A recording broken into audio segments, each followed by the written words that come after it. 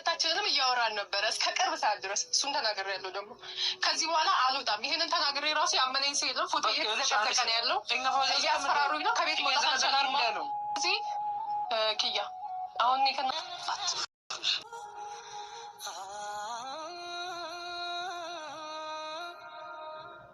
ሴቱ ግን ምን ነክቶታል? ለወንድ ብለው በዚህ ልክ ሚዲያ ላይ ወጥተው ራሳቸውን የሚያረክሱት እንዴ? ቡታጀራ ላይ ወንድ የለም እንዴ? ከአብርሽ ውጭ ቡታጀራ ላይ ወንድ የለም እንዴ? ከአብርሽ በጥፍ ጥፍ የሚበልጡ ምን መሳሰሉ ቆንጃጅት የሆኑ ሸበላ የሆኑ ልጆች አሉ እንዴ? ምን ነክቷቸዋል እንዴ? ኧረ በጣም ነው የሚያስጠላው፣ በጣም ነው የሚደብረው በእውነት። አሁን ነፃነት ያንቺ እንደዚህ መሆን ምንድነው? ምን ይባል አሁን? ድራማ ነው? ለፊልም እየሰራችሁብን ነው? ለፊልምም ቢሆን የሆነ የሚያስተምር ነገር ነው መስራት ያለባችሁ እንጂ በዚህ ልክ ራስነታችሁ አርክሳችሁ መሆን የለበትም። እናንተ አሁን ዛሬያችሁ ነው ያሰባችሁት፣ ነጋችሁን አላሰባችሁም።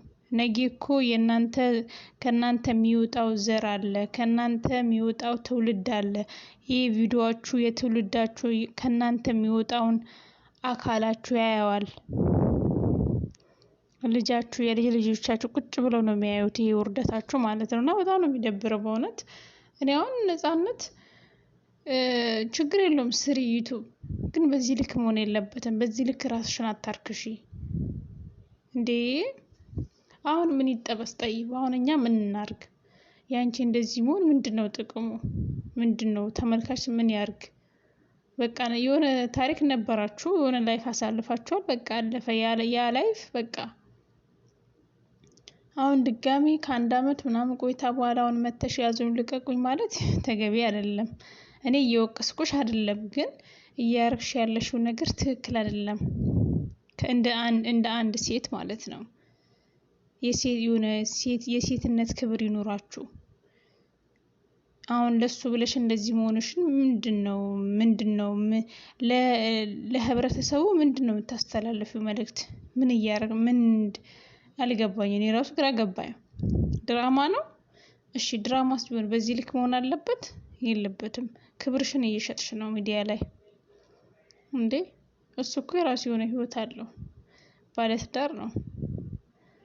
እኔ በጣም አብርሽ የሚገርመኝ ነገር ማለት ነው፣ በአብርሽ በጣም የሚገርመኝ ነገር ሴቱ እንደፈለገ አሽከርክሮ ማለት ከነሱ የሚፈልገው ነገር ከወሰደ በኋላ ከዛ ከተለያዩ በኋላ ድጋሚ ተስማምተው ያኔ እንዲስማሙ አርጓቸው ድጋሚ ከሱ ጋር እንዲሰሩ በማድረጉ እኔ በጣም ነው የሚገርመኝ የእውነት።